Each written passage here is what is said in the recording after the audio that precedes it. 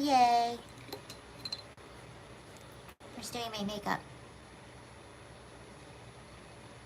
We're waiting on others to join. My lipstick just blended in with my face.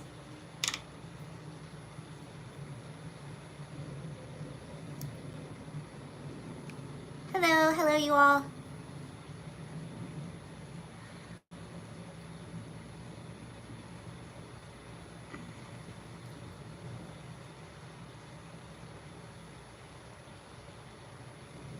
Oh, it's a Valentine's Day too. Happy Valentine's Day, everybody. Do people still, well, yeah, people celebrate. I celebrate. Hello, how are you all? Thank you for joining. Lots to talk about today.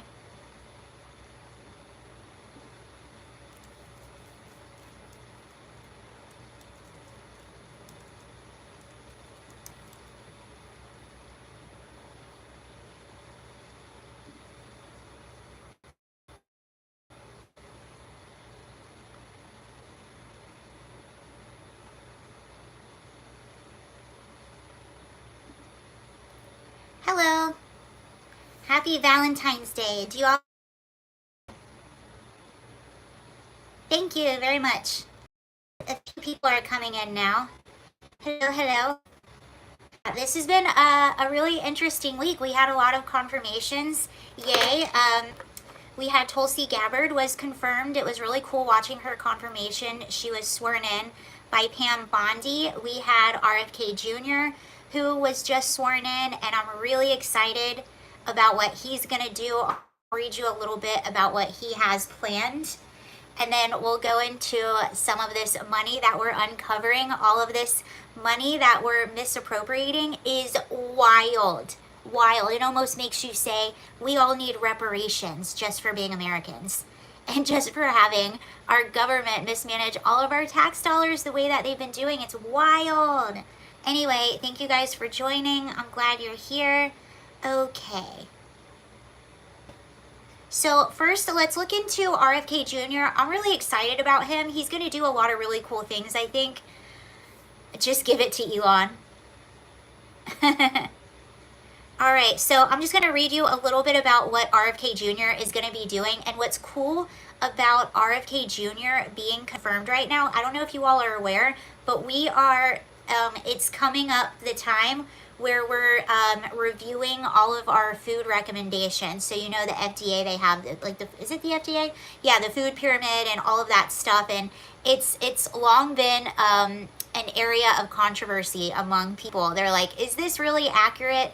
Or is there a conflict of interest in them telling us what foods that we should eat? So what's exciting about RFK Jr. being health secretary is this year they're going to be reviewing the FDA food recommendations, which I think is really good. Oh, geez. Sorry, we do get a lot of trolls because of the way that you're in timeout, buddy. We do get a lot of trolls the way that they promote the live, so I apologize in advance. I try to get rid of them as much as I see them, but if you see one, just don't pay attention to them. I'll eventually get rid of it. All right. So this is RFK Jr.'s master plan. What is he doing? A doctor tapped for a top job in Robert F. Kennedy Jr.'s new overhauled health department has laid out the policy roadmap to make America healthy again. Some of what they're going to say is so angering. While much has been made about Kennedy's vaccine skepticism, cracking down on the American food supply and people's diets is at the top of the incoming Make America Healthy Again team's agenda, according to Dr. Asim Malhotra.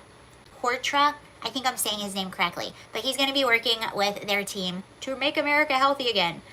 He told the DailyMail.com that decoupling Big Pharma's influence on health recommendations and drug and vaccine approvals was another top priority, describing commercial influence as the single biggest issue in U.S. healthcare. I love Trump too. There's so much good news coming out of this administration. It's actually hard to keep up with. But this is amazing. And I've been a long time skeptic of the amount of pharmaceutical commercials we have, especially on news programs. It just doesn't seem right. It seems like a pretty obvious conflict of interest when you have all these pharmaceutical ads running on television. And I do believe that in other countries, you're actually not allowed to do that because of the obvious conflict of interest.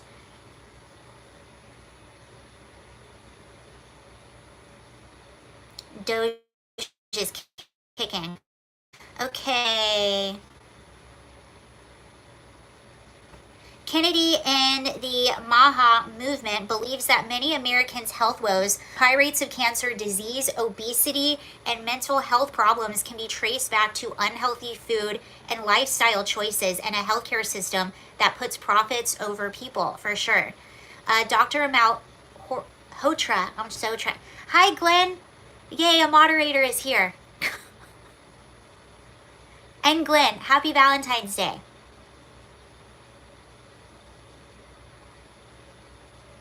Okay, Dr. Malhotra, a British cardiologist and former advisor to the UK government, who is being eyed for a top advisory role alongside Kennedy, rejects the view from critics that their diagnosis of America's health and crisis is too simplistic. I love what they're doing with this. I love it. And it's crazy that anyone would be against this because this is like beyond political spectrums. Everyone, Democrat, Republican, independent, I don't know, atheist, everyone recognizes the problems with our food and Big Pharma. It's a serious, serious problem. And with all the resources the United States of America has, we should be some of the most educated and some of the healthier around the world, and we're failing in both of those categories. And this is exactly why they want to look at the Department of Education, and this is exactly why they want to look into all of this health stuff. What is going on? Within months, Kennedy's HHS could look to ban additives and food dyes already outlawed in Europe due to their links to cancer, infertility, and other health problems. The team will look to wean the population, especially children, who are a big focus in the new health agenda, off junk food using more regulation, which, much like the US did with cigarettes, we will focus on cutting sugar, ultra-processed foods, and harmful ingredients from people's diets. This could include a sugar tax on the unhealthiest snacks, such as candy and ice cream. The US may also see a ban on burgers, pizza, and other high-calorie items from certain premises, like schools and hospitals. So they're not talking on banning it completely. They're talking about banning these foods in schools and hospitals, which I don't know. I'm curious your opinion on. Are you doing, thank you so much for the super chat. What, can you say Peter? Oh, you little stinker. Sarah, I'm here to help. We are ahead of the pace of getting nominations confirmed. Yeah, so now we're just waiting on Kash Patel. He's the one, and he's the one that's kind of being delayed.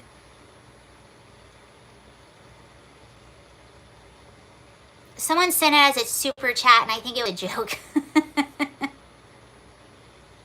Oh, where am I reading this from? You should have callers. I would be scared to take callers right now. I would.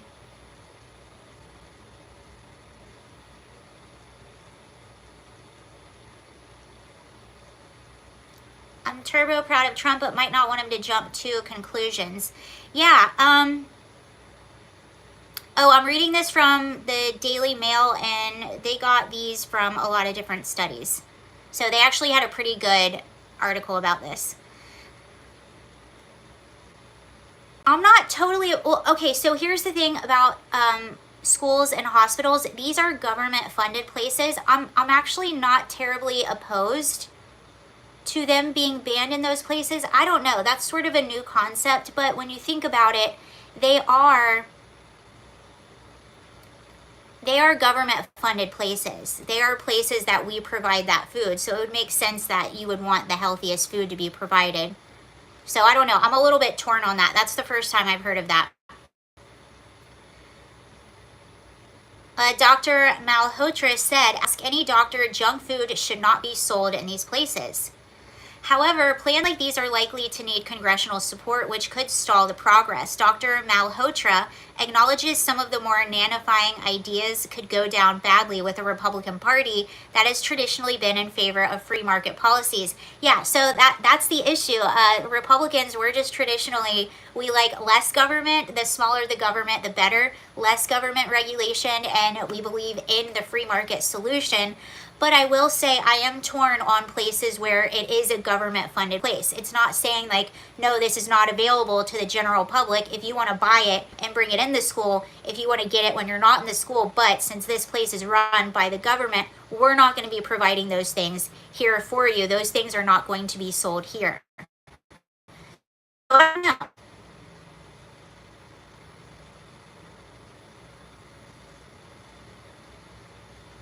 Wait, did someone say Valentine's Day was yesterday? No, it's on the 14th. Okay, so after Kennedy was confirmed as head of Department of Health and Human Services on Thursday, President Donald Trump welcomed him to the White House, where he signed an executive order establishing the president's Make America Healthy Again Commission. The commission will be chaired by Kennedy and will be tasked with investigating and addressing the root causes of America's escalating health crisis, with an initial focus on children. The conditions it will look at include autism and fatty liver disease, and also investigate adult chronic diseases such as asthma and the U.S. average life expectancy compared to other nations, which, if you've been paying attention to the life expectancy, it's been going down. It should never go down. It should be going up. With every new advancement we have in medicine, it should go up.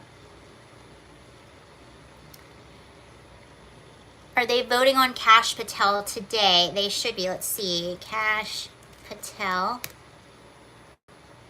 George Droid, opinion on Doge. My opinion on Doge is very favorable. I love it. I'm going to get into that a little bit more in a few minutes. I'm a huge fan of Doge, and I find it really hilarious. Just think about this, and we'll get more into it in just a second, but I find it hilarious that a lot of our officials, they're so upset that we're opening up the books and auditing them. You do realize that under the Biden administration, they hired 87,000 new IRS employees to go and audit Americans and open up their books to make sure they are paying all of their taxes correctly. So they were fully okay with 87,000 IRS agents auditing Americans, yet when people open up the books and audit them, all of a sudden it's a threat to democracy. I find that hilarious. And by the way, they were bragging too when they brought on these 87,000 IRS agents. They were bragging about all of the money that they were going to be able to find. I'm serious. And now they're just like, oh, don't look over here. Unbelievable.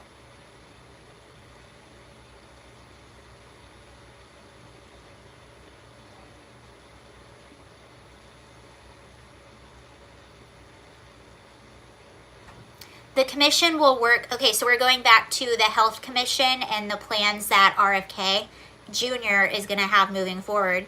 The commission will work to restore trust in medical and scientific institutions, hold public hearings, meetings, roundtables to receive input from other health leaders.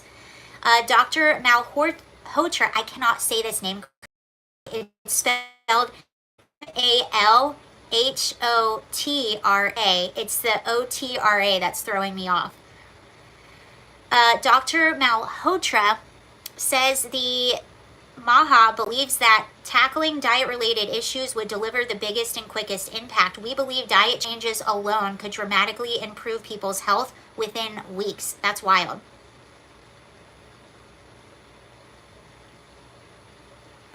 Recent figures suggest nearly 3/4 of U.S. food supply is ultra-processed, while 40% of Americans are now obese, up from 15% in 1980. So basically they're saying in 1980, 15% of Americans were obese, and that has increased now to 40% of Americans are obese.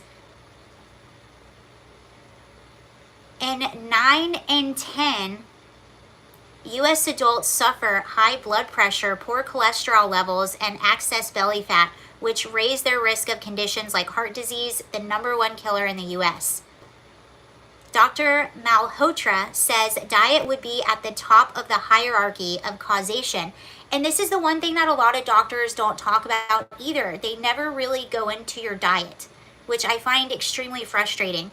If you've ever had a family with a chronic disease, it's almost like you have to go to a specialist. You have to go and seek out a specialist yourself in order to have a conversation about diet, and you'll probably be paying for that out of your own pocket.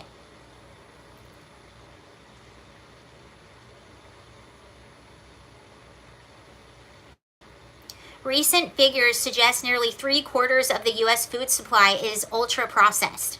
Oh, I just read that. Diet would be at the top of the hierarchy of causation. In fact, recent studies from the Lancet found that dietary factors contribute to more chronic diseases across the globe than inactivity, smoking, and alcohol combined.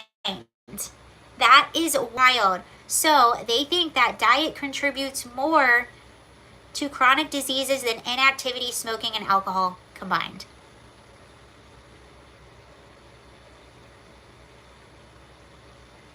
As well as more regulation, Dr. Malhotra said that other policy ideas which don't involve congressional input could include overhauling the U.S. dietary guidelines.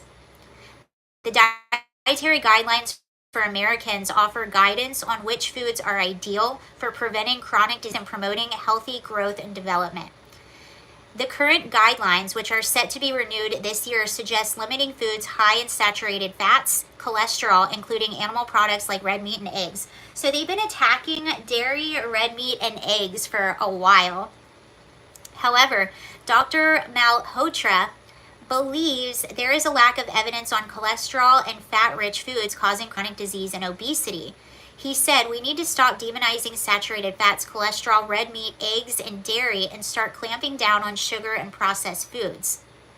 Another idea being floated is mandating doctors are educated about diet and nutrition as a part of their continuing medical education. Dr. Malhotra said, doctors get almost no training in diet and nutrition. 99% of doctors can't define metabolic health. That's infuriating. You would think a doctor should be trained, ongoing training in diet and nutrition, but they're not. They're trained about diseases and how to treat these diseases.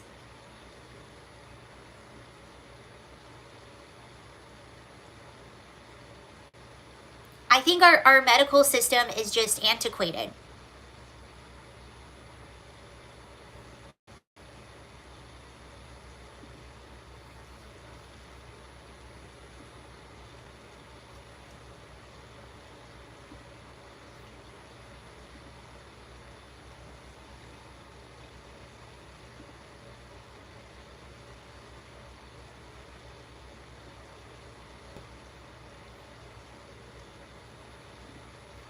Okay.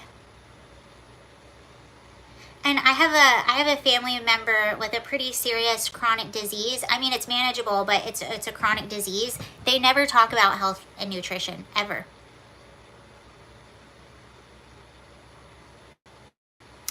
On education, the doctor believes there should be mandatory nutrition and culinary schools and skills in schools. He said, kids absorb information like sponges. We could bring in-home economics classes that teach children about cooking and nutrition.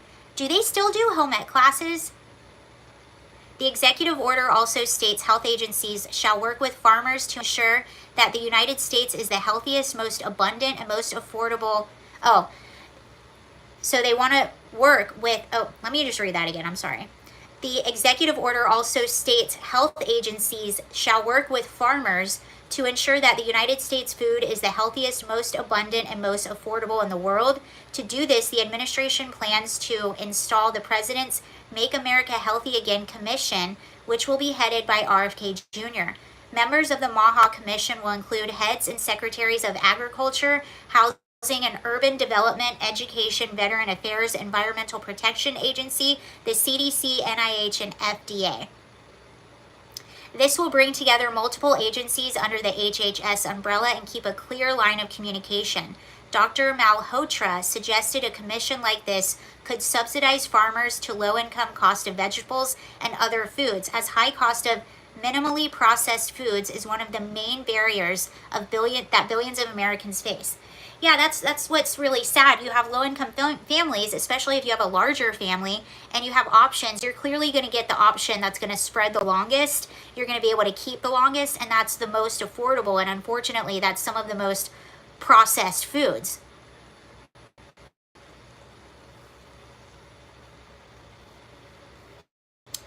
In 2023, 14%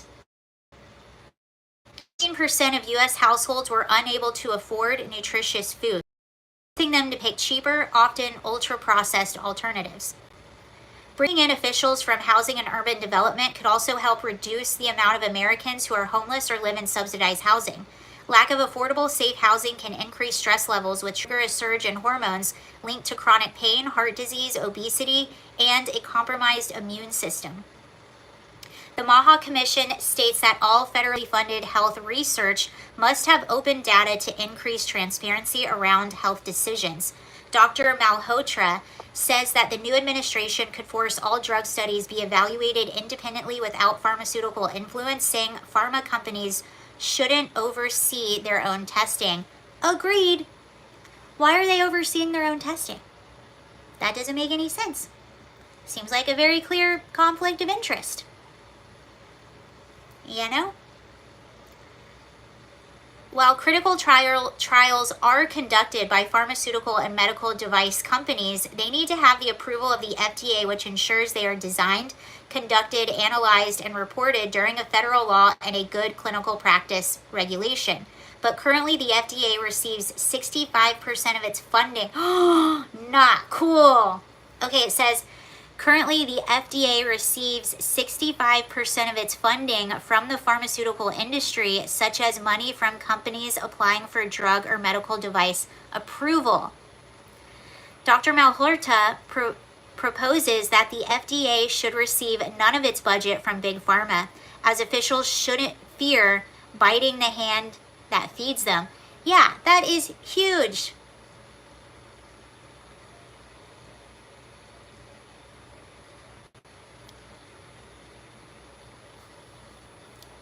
That is a huge conflict of interest. Again, nobody ever looks at this stuff and questions. It's just the status quo. We just go along with it no matter what. That's how our government has been run. We're just going to go along with it. It is what it is. And that's what we do.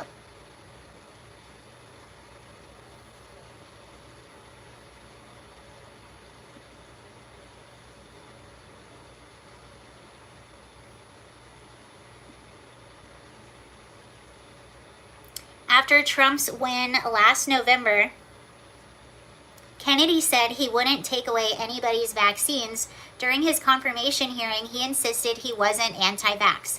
I don't see him as that way. He's just someone that's critical or that asks questions. He's just asking questions. But Dr. Malhotra says the MAHA team could look at removing the vaccine mandate for school attendance in the U.S. Okay, this is a big thing. How do you guys feel about this? Removing the vaccine mandate in the U.S. He said, Americans don't like being told what to do. The UK doesn't have mandates either. Vaccines are not compulsory for school entry in the UK, but parents are strongly recommended to get their children inoculated with routine shots. Uptake is about the same in the UK as it is in the US, with around 9 in 10 elementary age children being vaccinated when they start school. Dr. Malhotra believes childhood vaccines are safe, but he stresses the importance of winning back America's trust in the medical establishment, which was eroded during the COVID pandemic. Absolutely. And it's their fault. They get so mad that people ask questions. It's their fault.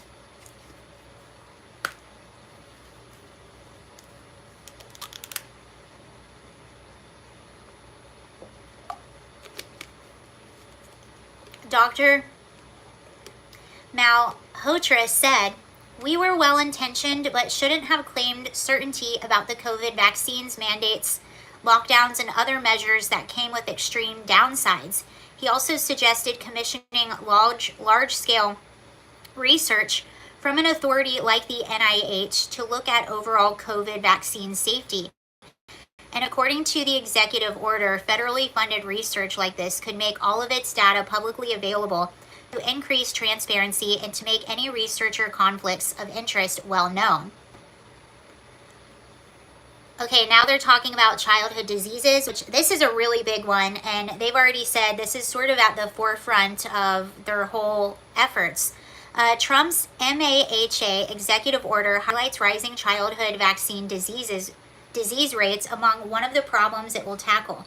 According to the executive order, the MAHA Commission will create a report on the burden of childhood diseases within 100 days, which will address appropriately reconstructing the federal government's response to the childhood chronic disease crisis, including by ending federal practices that exacerbate the health crisis or unsuccessfully attempt to address it, and by adding powerful new solutions that will end childhood chronic disease. Okay, this one is crazy, the autism rate. In 2022, 1 in 36 children were diagnosed with autism.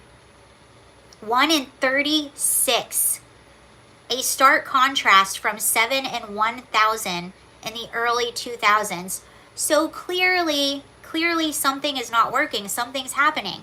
And the doctors, Kennedy was previously suggested that childhood vaccine rates are to explain for the rise, a link which has been disproven, but mainstream doctors say the diagnostics and awareness of the condition explain the sharp increase in these cases. I don't think that's just it. I'm sorry, but I don't think that it's just that we're diagnosing things better, because you can see the difference without knowing everyone.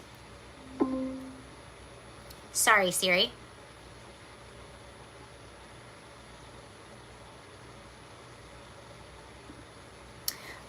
You can see the difference. I was saying earlier, I lived in West Hollywood for a while, which is all adults, like they're all single adults, like nobody's married, nobody has kids, so you don't see a lot of kids like you normally do in other places. But moving from there to living in Virginia now, where there's a lot more families, you're around a lot more like teenagers and kids because there are more families here. So just being out of, like, I guess normal society for a while, and then moving back to a smaller town where you're surrounded, I've noticed a difference.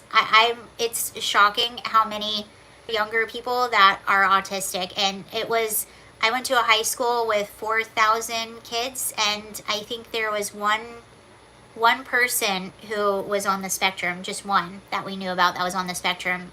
Now that would be a lot different. Now think about that. That would be like 1 in 36. Wow, that's a lot.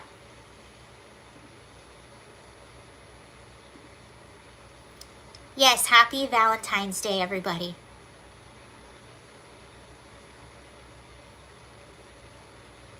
All right, let's continue. This one's almost over, and then we'll get to mass deportations.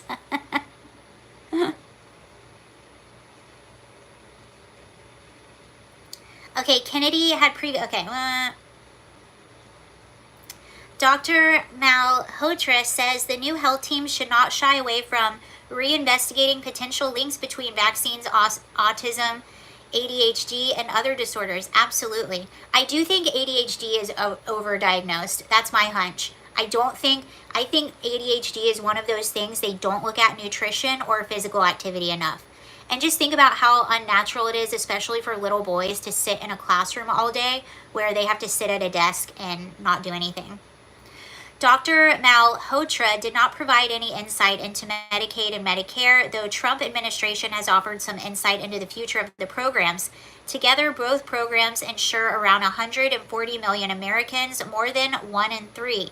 As a part of his presidential campaign, President Trump stated, "We will protect Medicare and ensure seniors receive the care they need without being burdened by excessive costs."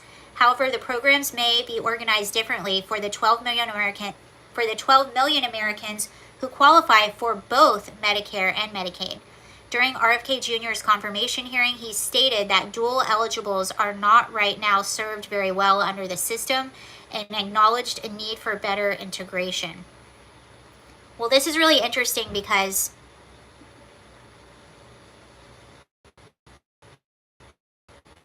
speaking of Medicaid and Medicare, what's really interesting is that DOJ just discovered that we have about, 2.7? Hold on. DOJ just discovered that we have about $2.7 trillion in misappropriated funds. And a lot of that had to do with Medicaid and Medicare.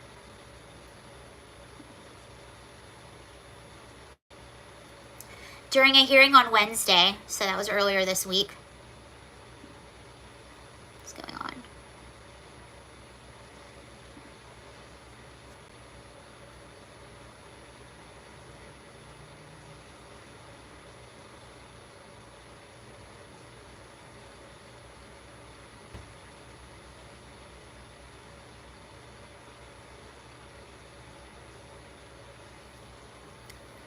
Okay, during a hearing on Wednesday, the Department of Government Efficiency and Subcommittee, listen to this,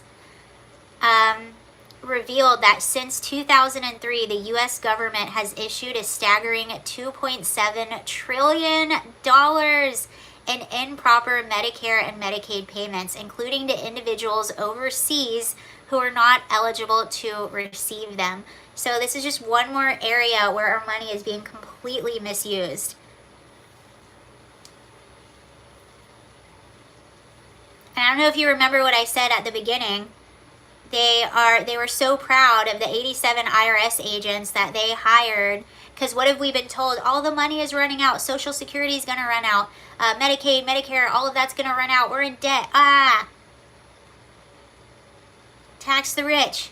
Meanwhile, they're misappropriating so much of our money.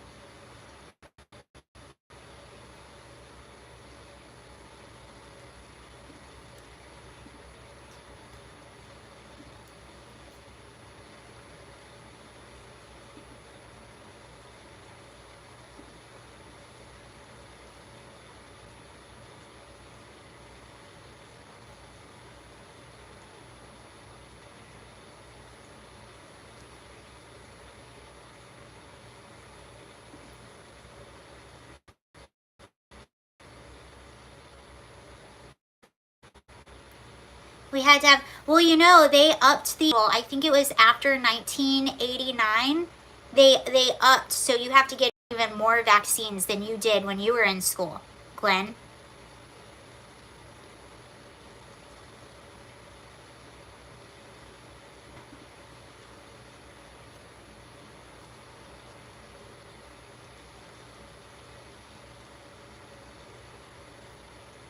They're good at spending money when it's not theirs. Absolutely.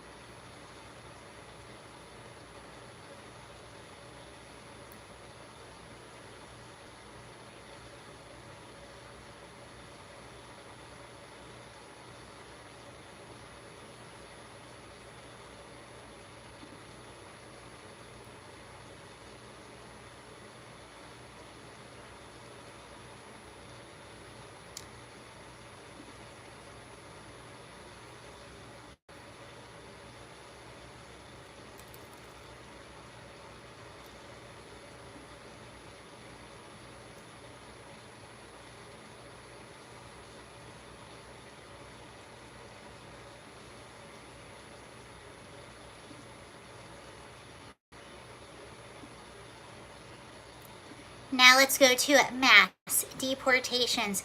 Okay, so the Pam Bondi announced yesterday, because you have a lot of these mayors and people mayors, governors who are standing in the way of them being able to do mass deportations. Also, Pam Bondi announced, here she is, she announced that she will be charging the state of New York, the governor of New York, Letitia James, and this guy Mark Schroeder, who works for the Department of Transportation, or the DMV, I'm sorry. Here's Pam Bondi.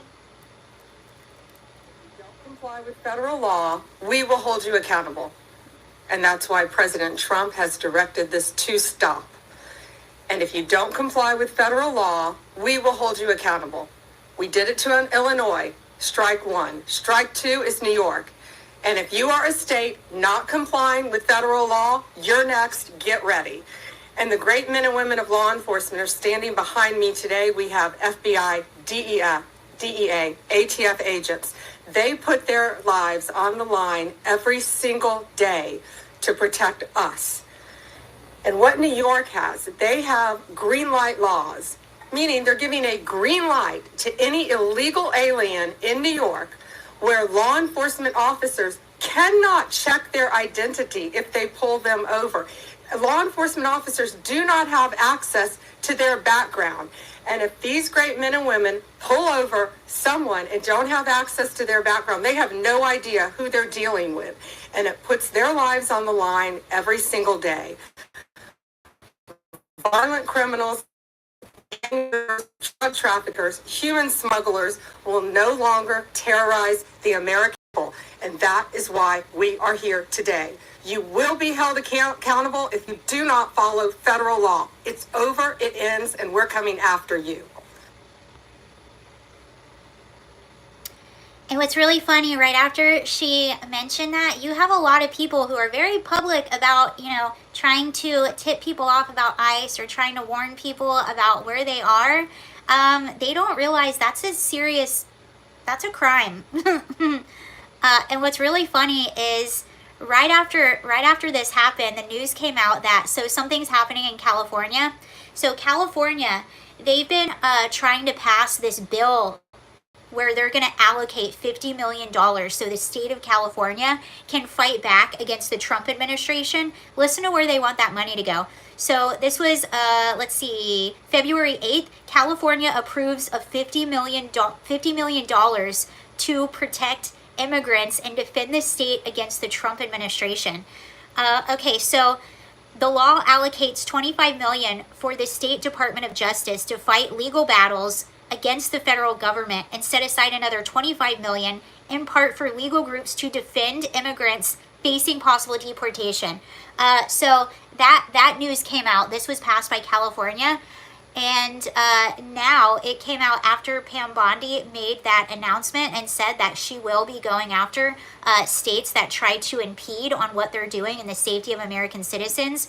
So now we're being told, I'll have to update you on this, but now we're being told that Gavin Newsom is expected to veto this bill. He was fully expected to sign the bill, but now it looks like he's expected to veto it. So I'll keep you updated on that.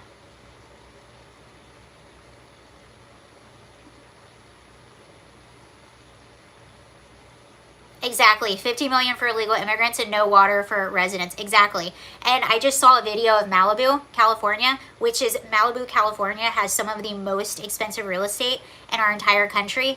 Nothing has been done. Not a thing. Nothing has been cleaned. Nothing has been done. It still looks exactly like it did right after the fires.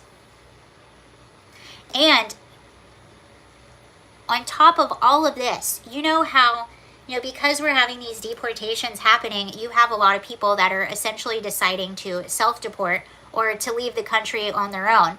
So you're going to see that. You're also probably going to see people fleeing to blue states. Imagine you're here illegally and you see you're in Texas or Florida, and then you see, oh, California approved $50 million to fight to keep us in their state. Oh, California is giving us free health care. Let's go to California. That's what's going to happen. It's just going to further destroy the state of California and more money that could be used for the residents of California.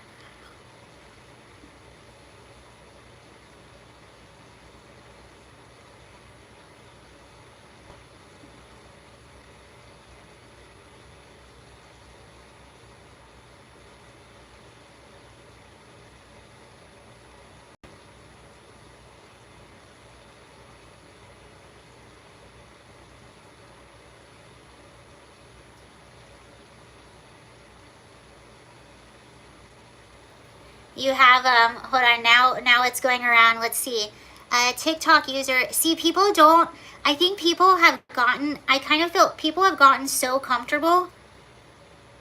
Like the political rhetoric has gotten so over the top that people feel comfortable just saying things that could incriminate them online. Like when I was in school, the thought of ever even mentioning something against the president, you're like, oh my gosh, the Secret Service is going to come find me and I'm going to be in big trouble. And now people just openly say on their social media the bad things they intend to do. It's pretty crazy.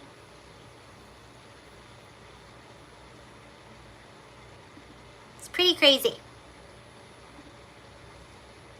Like, okay, so this person is on here on TikTok. So it looks like this is a significant TikTok account. So TikTok user has created a site that gives updated ICE information all throughout America. This gives their exact locations and details of spottings to so illegal immigrants can avoid ICE officers and deportations. This is a very in-depth tool, and the video explains how it works. This must be stopped. Yeah, so you can't do that because you're obstructing law enforcement. And what they don't realize what they're doing, especially with a lot of these Democratic politicians, is right now they're only going after the criminals.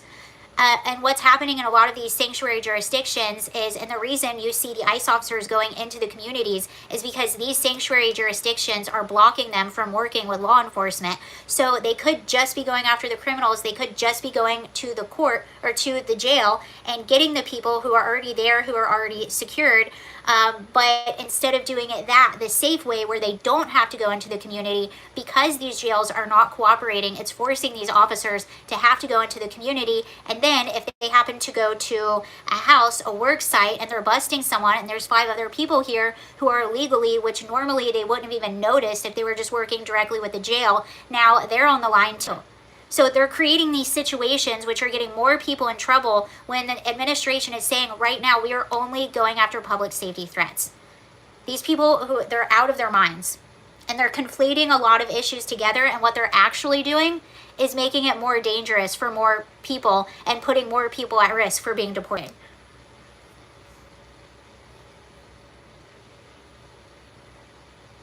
Record a video, and then you can.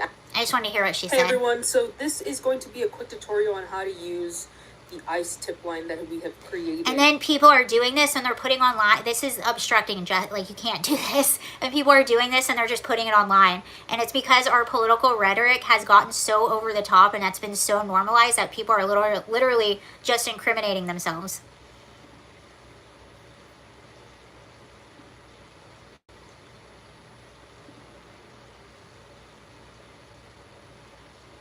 Yeah, so Glenn Allen just said California wants multiple dwelling houses. That's exactly what they're trying to do.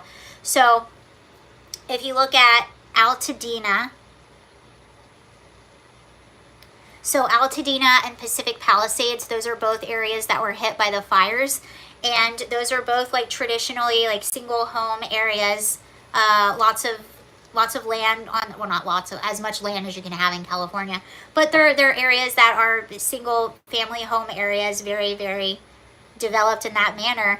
And you have Gavin Newsom and Karen Bass, they're trying to make it so that you're putting high density, low income, multiple family units in these areas, which traditionally didn't have these units. You add that together with people that will be flocking to the state probably. That's what they're doing. I don't know if the people of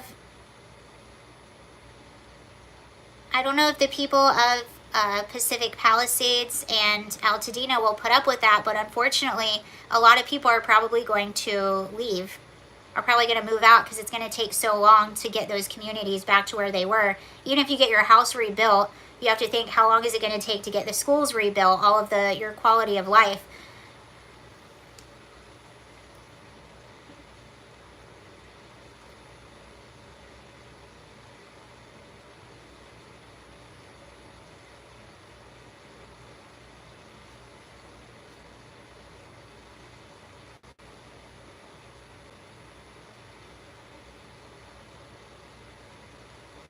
Why doesn't Trump fix the asylum-seeking laws?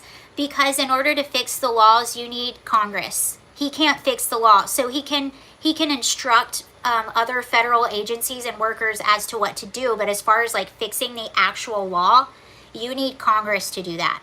That's why. And that's why in his first administration, it took him so long to get the ball rolling on the wall and things like that, because eventually with that, he realized, okay, I can just do an executive order for this thing and go ahead and build the wall on my own. But in order to actually change the law, you need Congress.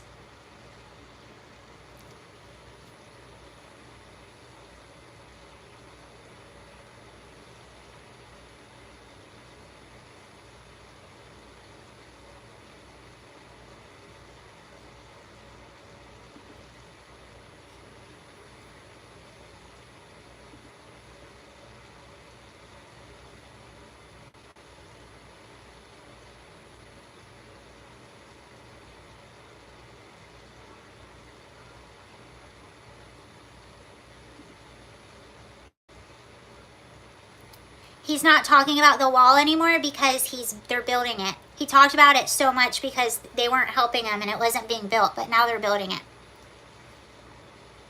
Which is cool. The Biden administration was actively trying to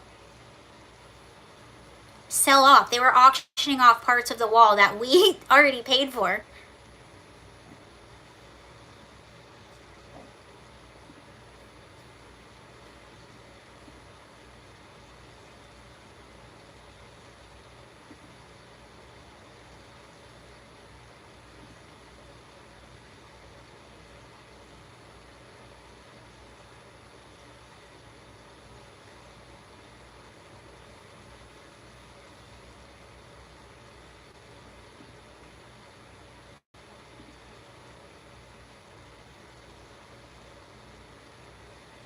For less than scrap value. Yeah, and we already paid for it. Just one more area where they're wasting our money. I want a refund.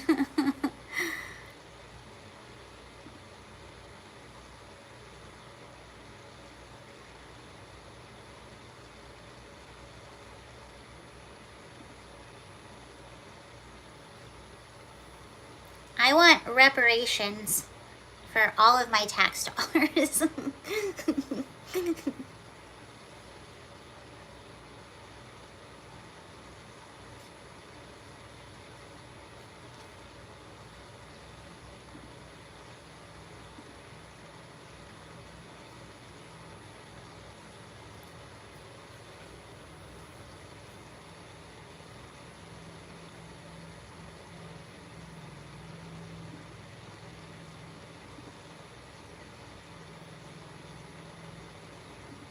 Someone said, oh, is he just sworn in? Oh, well, I already knew that. I got excited because the one I'm waiting for now is Kash Patel.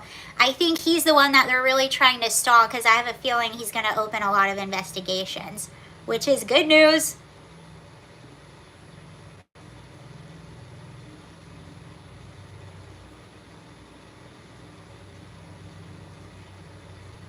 Someone said mudslides could use that 50 million. Well, yeah, that now that you have all of that brush that was washed away, that's the thing that happens. Thank you for bringing that up, but that's what happens in California. It's so hilly that when you have a lot of fires, now all of a sudden it's not just the fire and the aftermath of the fire, you have to worry about incoming mudslides now because all that brush, all that stuff washed away, so you get a good rainstorm. I'm actually surprised they haven't really gotten a bad one yet, especially in Malibu, where all that stuff is gone.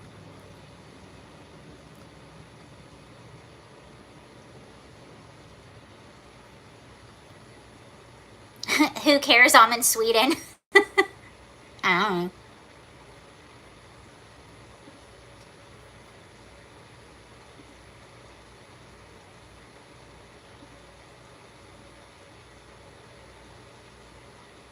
They've had a lot of rain in CA and California recently. That's why I'm surprised they haven't really had any mud. I mean, that's lucky that they haven't, but I'm shocked they haven't really had any mudslides yet, given that, what you just said.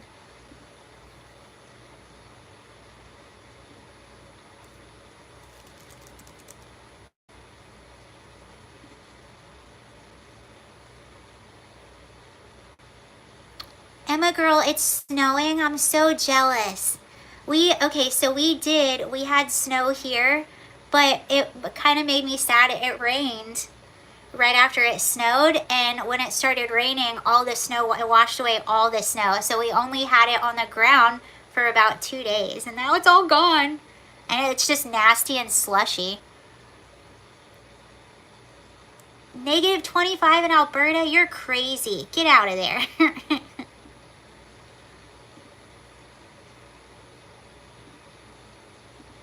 Like, if it's gonna snow, I want a nice, dry, fluffy snow and stay on the ground for a few days. Make it safe to drive on. No power outages.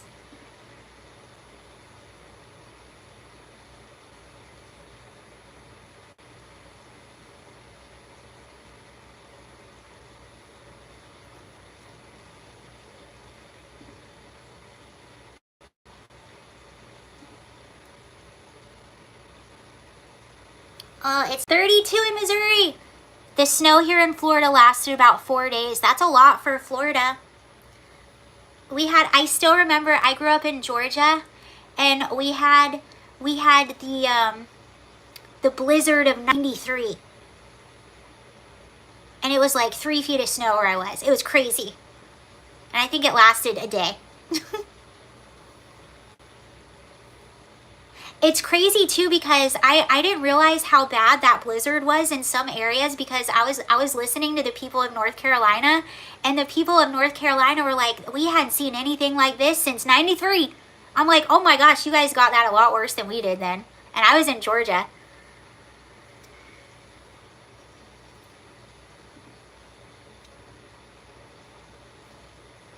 Oh, you were, okay, wait, who is that? Pickles, get out. You're on timeout, Pickles. You're in timeout for 24 hours.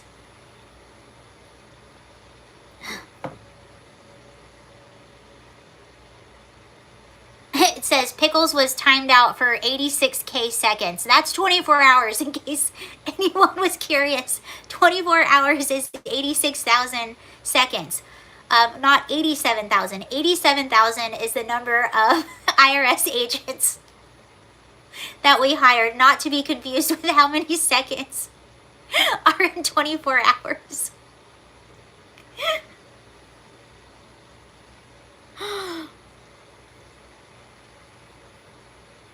What Christian nations do I like the most? I have no idea.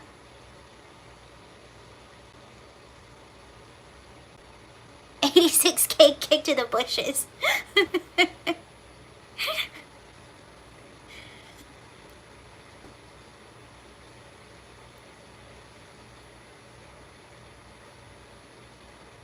It's not funny. Why do you laugh? Because I thought it was funny. I didn't ask you if you thought it was funny. I thought it was funny.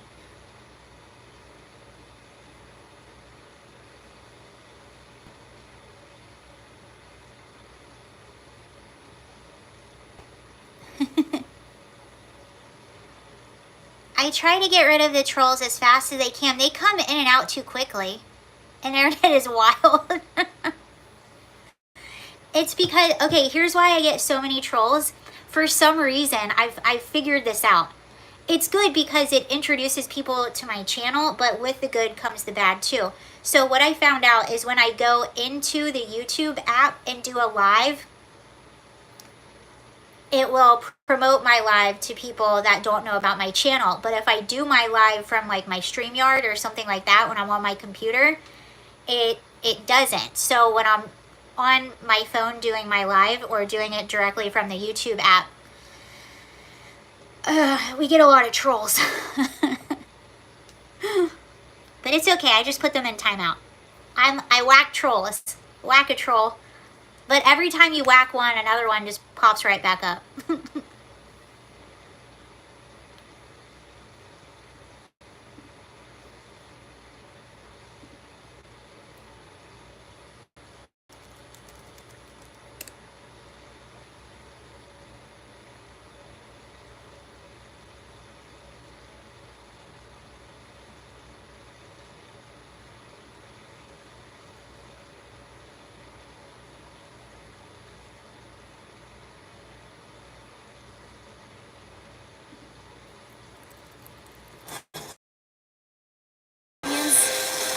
And I finally picked yes. Well, it has been a very busy week for New York City Mayor Eric Adams. The Department of Justice earlier this week. Speaking of New York, notice how interesting. Notice how Pam Bondi, she mentioned all of the people. Maybe she's going after the state of New York, but she mentioned all of the people in her lawsuit that she's going after the state of New York. She didn't mention Eric Adams. Also, Eric Adams had remember he was being indicted or he was being investigated for something completely separate? That's been dropped too. But apparently that had nothing to do with the Trump administration. So somehow, somewhere that was dropped and he's not implemented in any of these charges.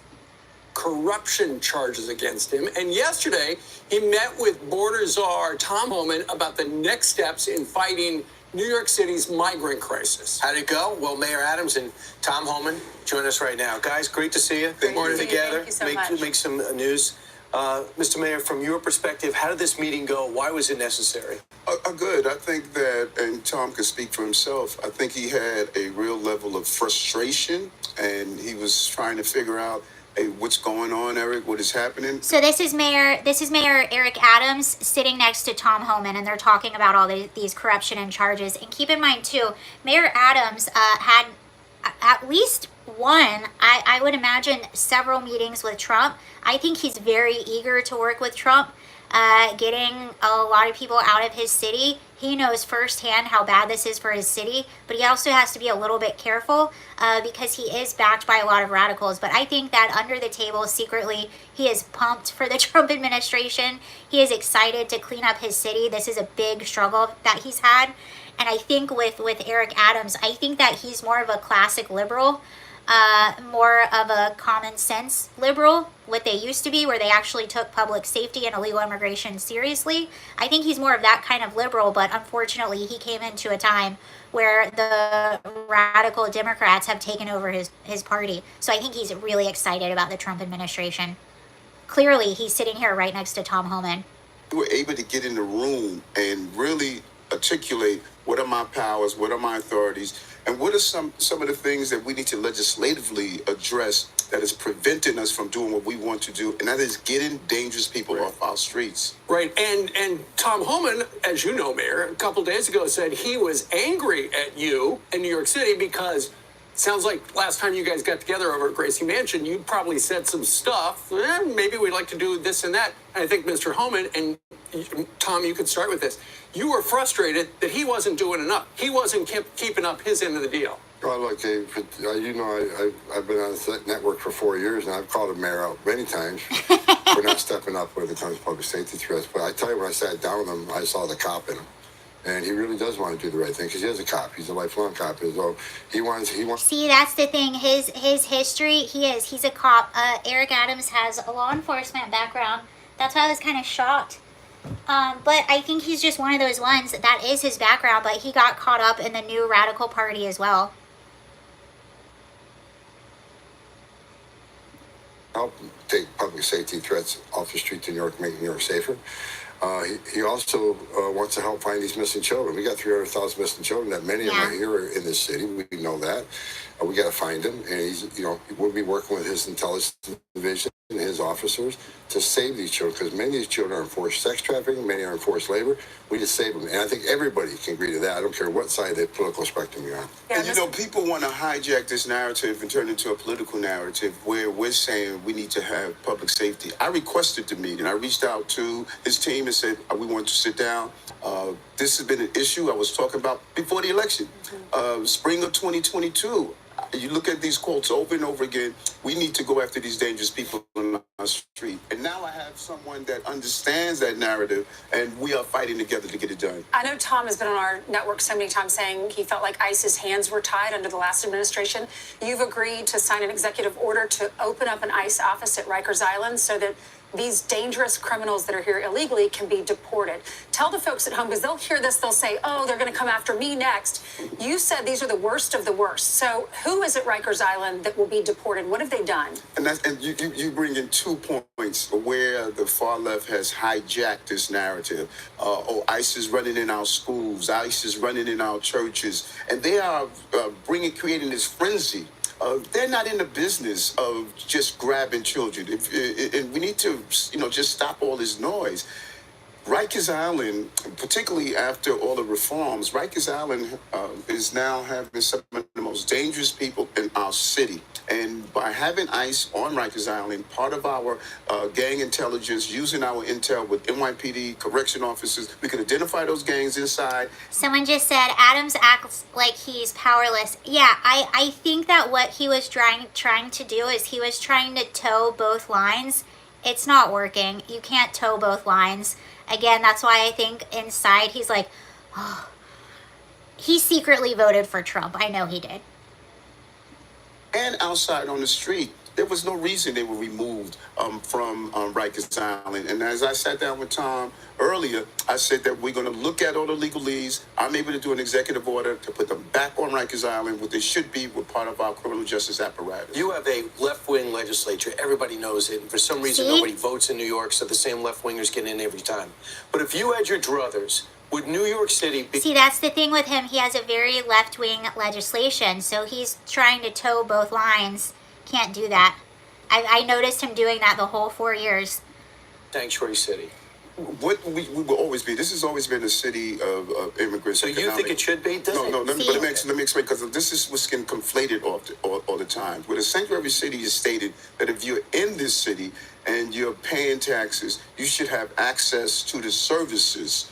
What I asked the city council to do, change the bill that was already in place and modify it that if you are committing a crime, that we should be able to collaborate with ICE, even on civil enforcement, if you have committed a crime. That part of the bill is wrong. But everyday people who are here until they're moving to be documented, if they are going to school, working, paying taxes, then they should be able to provide police services, hospital services, children should go to school. That is what we're saying. You don't agree with that, Tom? I don't agree. I think sanctuary is a sanctuary of criminals. But we walked out of the meeting yesterday, and getting back to Rikers Island is a game changer. We can get, not only we get the bad guys where they hit the street, the intelligence of how TDA operates, where they're operating, all this intelligence they gather at Rikers Island, we'll have access to. But no, I'm strictly against sanctuary city status just because I think sanctuaries are for criminals. Right. And they're a magnet. But the beauty here is that we're allowed to disagree. Right. But we do agree on the fundamental that no matter who you are, it should be safe. So that's what people are missing. There is one guy, I can't remember who it is, but he calls Eric Adams the swagger man with no plan. My life is sitting down with people. This is swagger man right here. I don't agree with 100% of the time. I don't agree with myself 100% of the time. But when Tom and I are in the room, we're both saying one thing. No matter who you are, if you're hurting innocent people in this city and in this country, you don't have a right to be in our country. Well, here's the thing.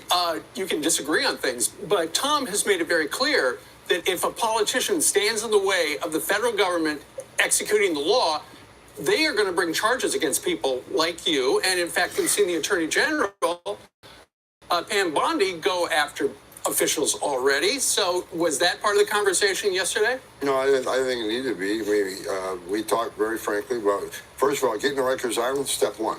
That's the first step. We're working on some other things that we don't really want to talk about in open air, just because the city council.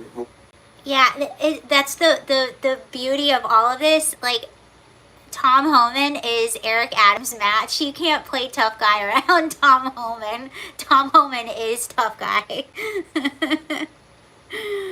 Will be putting roadblocks I gotta tell you though, Eric Adams cracks me up. on us. But the mayor and me have committed to several other things to make this city safer.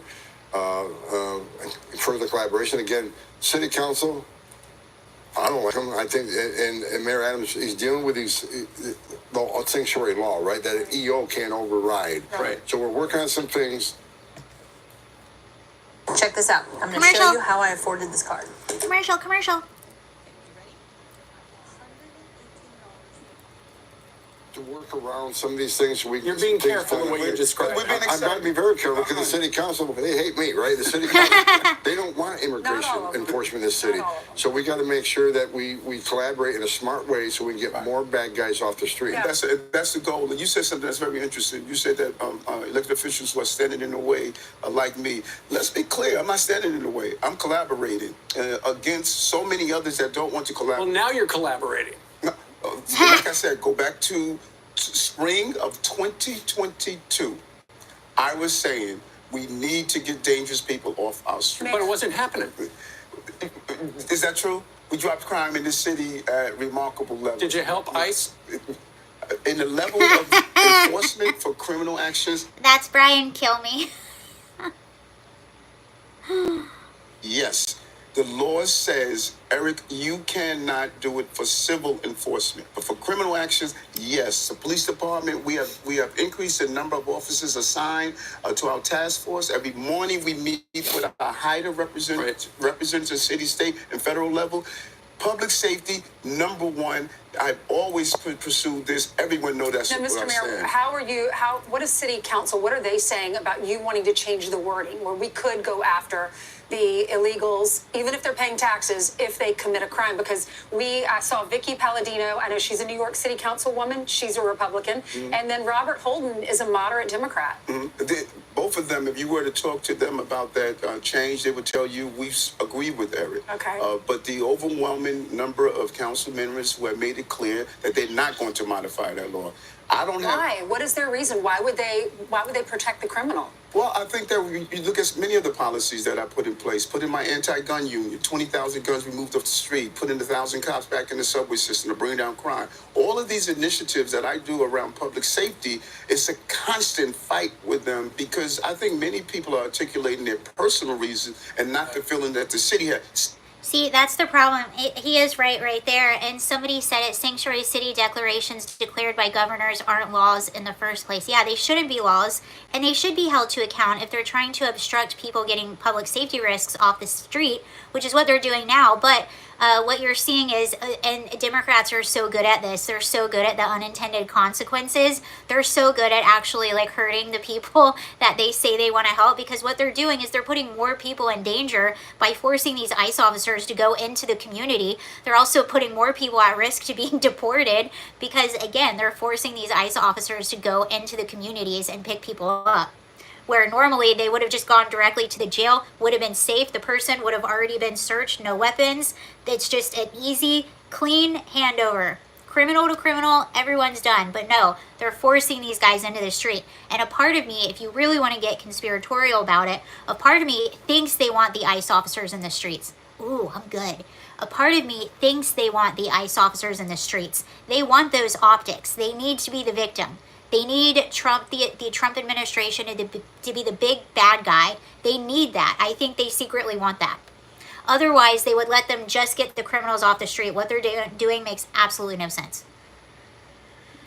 78% of New Yorkers stand with me, stand with what Tom is doing about getting these dangerous individuals. But the problem is we don't know they're dangerous till they kill. Like that guy that put this woman on fire because she fell asleep in the subway. He didn't have a criminal, he didn't have a record, but after he lit up the woman on fire, now he's a problem. He didn't belong here. Same thing with Laken Riley's killer, who was housed here, went to Georgia and killed. So even though you say, well, we want to be open to people, we don't know these guys are criminals until they act, and then it's too late. Then they become a problem. Well, that's but what if they never got got here, there wouldn't be a problem. And that's what's good about what we're doing right now. What Tom, the border czar, has done. I've said it over and over again. We need to control all this and not allow people to come into the country, gang members coming into the country, people who are here to commit crime. I think what we've witnessed the border czar has done, we have seen a substantial decrease in that flow. Tom, you know the NYPD. How frustrated are they that they can't fully have your back, be able to tell them exactly where these guys are, be able to go into these raids with you? Oh, they're frustrated. I mean, the NYPD wants to protect their streets too, and they want to enforce the law, and they want to collaborate with us. I mean, I don't think I met a single uniform in the 4 years I've been coming to the studio that sit out front. I shake everyone their hands. We had dinner with officers last night, not only from NYPD. We had dinner with officers from Newark and from Philadelphia. We had a whole table full of officers that want to do the right thing. They want to collaborate with us. But I think yesterday's meeting, I came to New York City, I wasn't going to leave out nothing.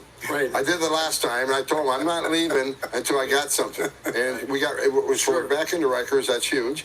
But we got other things we're working on, so I'm hoping, and now I got him on the couch in front of millions of people, he can't back waving us now, right? So I think you're going to see things move in the right direction. I really, truly believe that. We don't want to give the false impression that there's no collaboration around criminal justice. We collaborated with ICE to take down a very dangerous gang member who was trying to put grenades in our city, caught with a gun. So there's real collaboration with HIDA, our criminal justice apparatus, city, state, and federal level. We want ICE to come and be a part of that meeting as well. Well, Mayor, let's talk a little bit about, you've been in the news all week. Yes. The Department of Justice dropped the criminal corruption charges against you. The U.S. attorney here in New York City, the Southern District, she quit yesterday, the acting U.S. attorney, and so did 5 members of the Department of Justice because they felt like being forced by the Department of Justice to drop the corruption charges was inappropriate and they should ask. And what she said was, you offered to help with the migration problem and the immigration agenda in exchange for the case being dropped. Think about that. Think about my attorney, Alex Spira, one of the top trial attorneys in the country. Imagine him going inside saying that the only way Mayor Adams is going to assist in immigration, which I was calling for since 2022, is if you drop the charges. That's quid pro quo. That's a crime. It took her 3 weeks to report in front of her a criminal action. Come on, this is silly. So he said that we're not safe. They said when they gave you when they dropped the charges, it says it's not because we think he's innocent. It says we think that it affects elections. It's going to affect his re-election, and we think that was wrong. I'm sorry, who said When that? the Department of Justice dropped the charges, they said it's not because they think the charges were. This is what I was curious about because I assumed at first it was Trump who helped get those charges dropped, but it wasn't. Or that you're innocent, but they were doing it because with the charges they feel affected an election. No, go deeper into what they wrote. They articulated exactly. Weaponization. When you looked at legroom turning into bribery because I asked for a governmental entity to do a building inspection. We need to be clear on the root of all of this. And the Turkish embassy. Exactly. The main justice. I learned so much through this whole process. They review cases to determine moving forward or not, as my attorney articulated. But So look at the heart of what I was being charged with as the mayor. I was the borough president at the time. Right. Not say past someone. Zero, Can you you're do right. an inspection? And Tom, you're friends with the president, obviously. You came out of retirement, twice to go work for him and not making nearly as much money. Hope your wife's okay with that. But we appreciate you because you're fighting for this country. And I'm a big fan of Tom Homan. We need strength. It's nice to see strength back in the White House. But you talked to the president. The president was asked if this was quid pro quo, if he had anything to do with it, and he said he didn't. No, I believe the president. And look, the president's doing a great job. And I want to say this. Look, I worked for 6 presidents. I think President Trump's the greatest president in my lifetime. He proves it every day. Every day he proves to me why he is the greatest president of my lifetime. Border numbers are down over 90% in 3 weeks. Think about that. That's incredible. I worked hard at it. Christy Nolan's working hard at it. With the border, the chief of patrol is working hard at it. But it was President Trump's executive orders that was a game changer, right? And we already got over almost 16,000 people we arrested in the interior. That's 3 times more than Joe Biden had a year from now. But it's not enough. We got to do more. But President Trump's leadership, when you get 90% less people coming across the border, how many women aren't being raped by the cartels? How many children aren't drowning? How many women and children aren't being sex trafficked in this country? President Trump's a game changer. And every day, I'll say it 100 times, every day he proves to me why he's the greatest president of my lifetime, what he's done. And Tom, one of the reasons, in addition to not Tom, okay, somebody asked how old Tom Homan is. Tom Homan's actually only 63 years old. That's not very old, actually, at all. I thought he was older than that. He's only 63. with your election coming up, one of the other things was they needed you to essentially assist Tom with the migration problem here in New York City. And what does that look like? Because people didn't understand what that looks like. What that looks like, as I say, every morning we meet with hideouts. Right. Federal, state, the city, law enforcement agencies. Which we now have a seat at the table. Exactly. That was another thing we But that's good, and that's good because, as you know, Mayor, the way this particular case is being handled right now, they can refile the charges at any time. If you don't help them, they could refile the charges. And that's not what they said. That's not what they. They can refile the charges. No, right? First of all, I don't get into the legalese. I have an attorney to do that, and I pay a lot for that. What we need to be clear on, if the mayor of the city of New York is unable to collaborate, deal with intelligence information, sit down with my state and federal agencies and sit down to coordinate for public safety, we're still under the terrorist threat. We still have an illegal gangs in our community that's bringing about destruction that ICE is attempting to weed out. If I can't coordinate that, that's a public safety issue, and we should put public safety first. Governor Hochul said last night with Rachel Maddow that she would consider removing you. How would you feel about that? She has her role, I have my role. And throughout this entire ordeal, which I think no American should have to go through, the torment of 15 months that my family and I had to endure for something I didn't do anything wrong. Throughout the entire ordeal, I said one thing: my attorney will handle the legal part. I'm going to handle running the city. We return jobs to our city. Our cities get safer. We're building housing. I think that this is a great American narrative where I stood focused on what I was elected to do. I want you to address the Governor Hochul is an embarrassment of the position she holds. She stands on media after someone's burned alive on a subway. She stands in front of TV camera and says, I think criminal aliens should be removed too. But she's got the green light law. The men and women of ICE and Border Patrol, when they pull a vehicle over, law enforcement, you're in law enforcement your whole career. What's the first thing you're going to do? You run the license plate number. Are these wanted? Is there a warrant for these people? Who are they? Are they dangerous? Is that car stolen? All these things, right? Do you know ICE and CBP can't run DMV data on New York State license plate? So they're pulling over people not even know who the hell they are. Is that the green light law? The green light law. So she, on one point, she's saying, well, I think criminals should... This is, I believe Pam Bondi brought up the green light law too. This is ridiculous to me. And just so you all know, down in Florida, Ron DeSantis has deputized a lot of his highway patrol. They busted 20 Chinese nationals on the highway. So that's the type of stuff that laws like this prevent them from busting. And a lot of these guys, they'll get multiple traffic violations, and this is an opportunity to get really bad people out of the country, like what Tom Homan is saying. Okay, now we pull that guy over. Let's run this. Okay, we just pulled him over for a traffic violation. Now let's run this. Oh, we find out this. We find out that's how they get a lot of people that are wanted that way. And you're taking that tool away from them. Too, but then she locks us out of DMV data. That'd be like us locking officers out of the NCIC, the Fed zone. And that's one of the reasons why Mark Schroeder, the guy with the DMV, was named into that Pam Bondi investigation into New York. No, because officer safety is paramount. She's putting the men and women at ICE at risk every day. The job's already dangerous. And the public. She needs to be removed. Everybody needs to be removed. Needs to be her.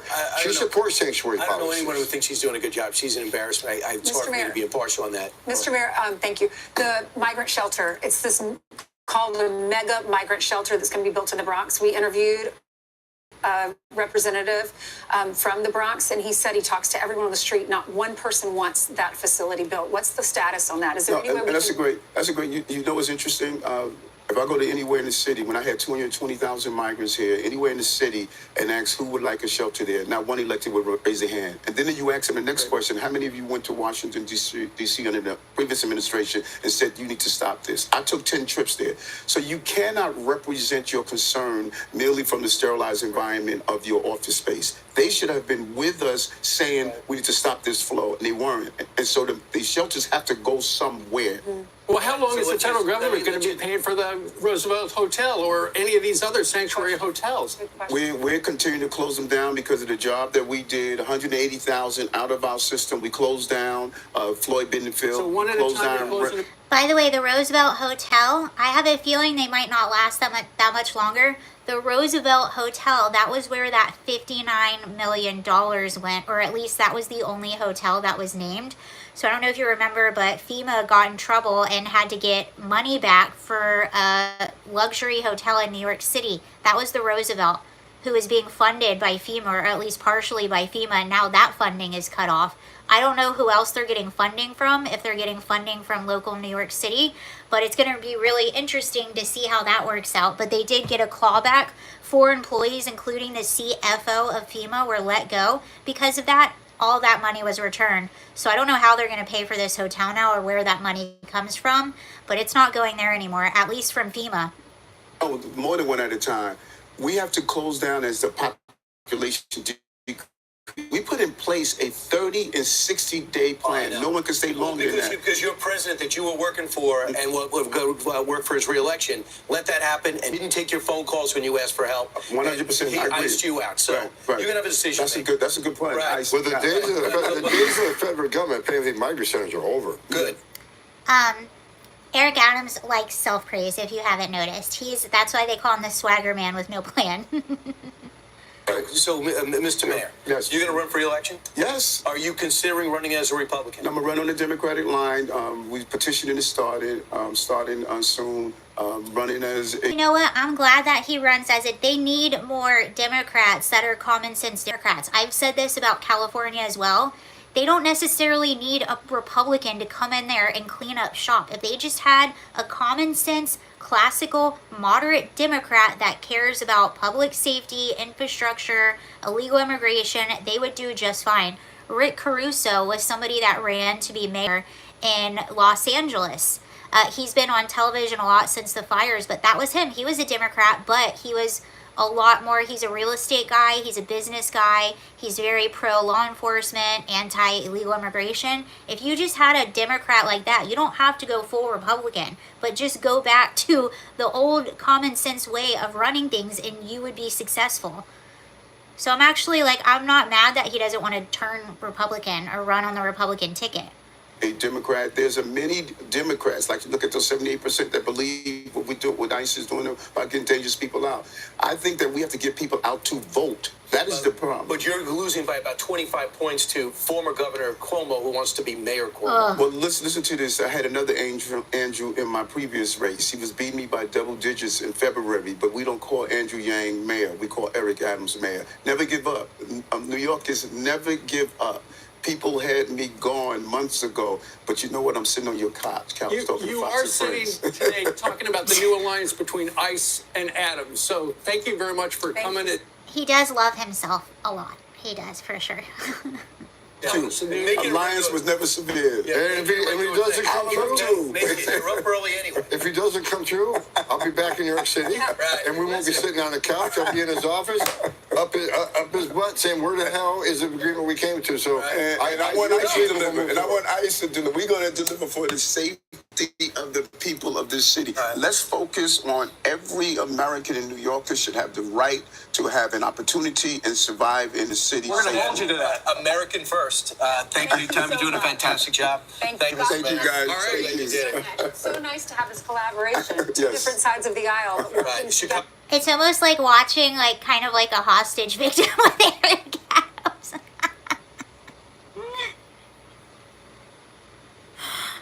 That part was really funny. Hold on. He I agree. iced you out. So Right. you're gonna have a decision.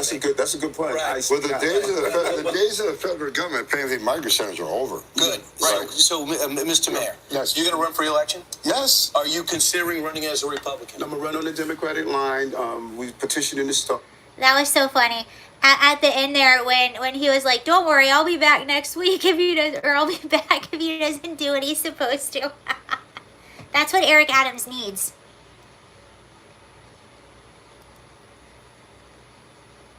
$80 million was clawed back from that hotel. Heck yeah. I wonder how will the Roosevelt Hotel survive?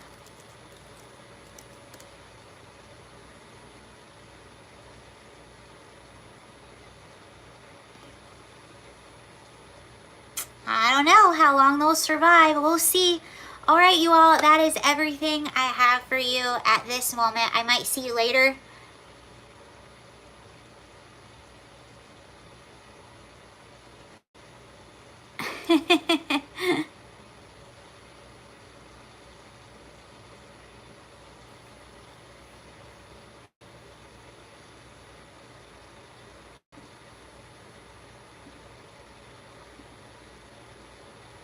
All right, you all, I'm going to get off here. You guys have a great day. Thank you so much for joining. I'll see you soon. More good news. All good things. All good things. All right, see you all later. Bye.